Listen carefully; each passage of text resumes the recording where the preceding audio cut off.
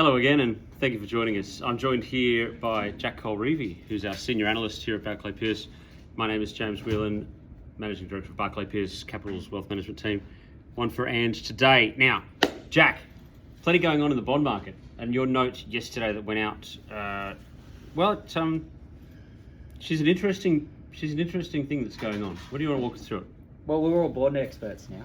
Everyone suddenly Everyone's becomes a bond expert. Now. I've gone from virus expert into Crimean expert into eventually it was bond and then back tariffs again. A few weeks ago. Look, we're all looking at the bond market now. What sort of jumped out to a lot of people at the moment is the US 30-year yield is now yielding more than Greece. Now, this is a country that has had its own sort of sovereign debt crisis. Yep.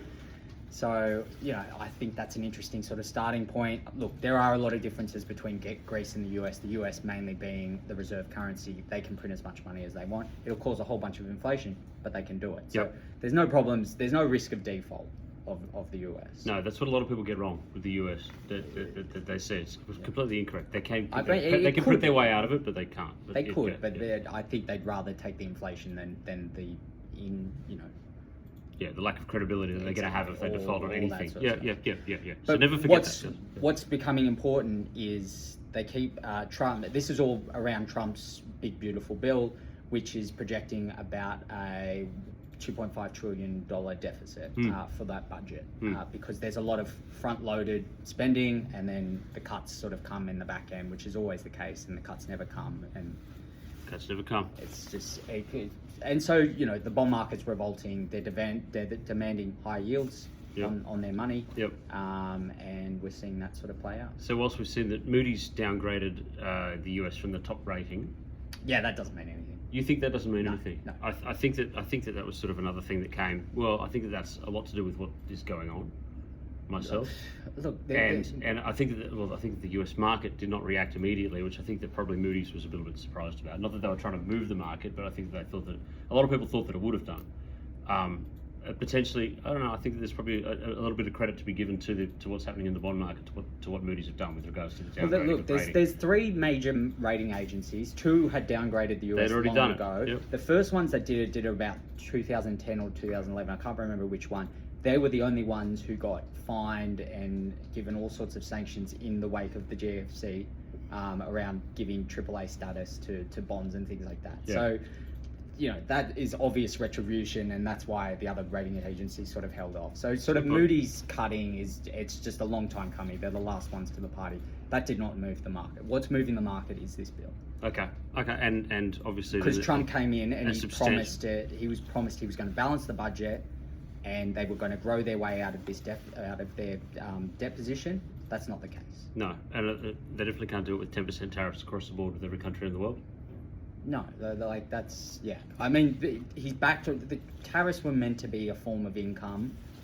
He's backtracked on that, so that's not going to be a form of income. Doge was meant to cut $2 trillion in spending. They've got nowhere with that, so it's just.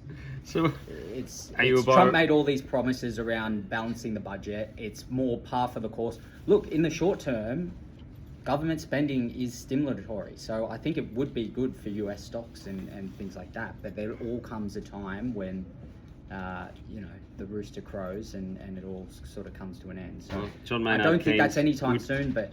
Yeah, I don't. I personally, I'm not a buyer of the US market at the moment. I put together a note yesterday sort of signalling a slight, well, at least a short-term correction that's coming up for a lot to do with the bond market that's going on, but a lot to do with the fact that the flow of money that's gone into the market has been at a record number through the retail hands. 36% of the recent rally has been attributed to retail money that's gone into it. That's a record high. We've also seen record shorts being taken out by hedge funds into the S&P 500, and that for me is very interesting as well. I think that short term we're going to see a pullback in the market, which we did see last night as well. I think the small caps continue to be a bit of a dog, and probably not something, especially with what's happening with the ramifications of the tariffs as they were going to go through over the next couple of months.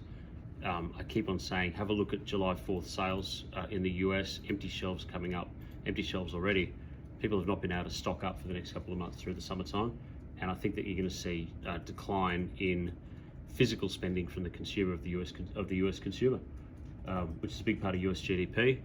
pulling it back, and potentially then a declining in rates by the Fed just out of complete necessity. However, if they don't, then you're going to start talking about stagflation again. Yeah, I mean, there's a lot to sort of. I mean, you covered off a lot there. I do. It's a lot of stuff. Some going I on. agree with, some I don't agree with. So We don't have enough time in this one to talk about that. I But think anyway, we'll leave it there. that's why we do it. We're happy to leave it there. Thank you very much for joining us, Jack, for another episode of Off the Cuff. And I'm James Whelan. Thank you very much.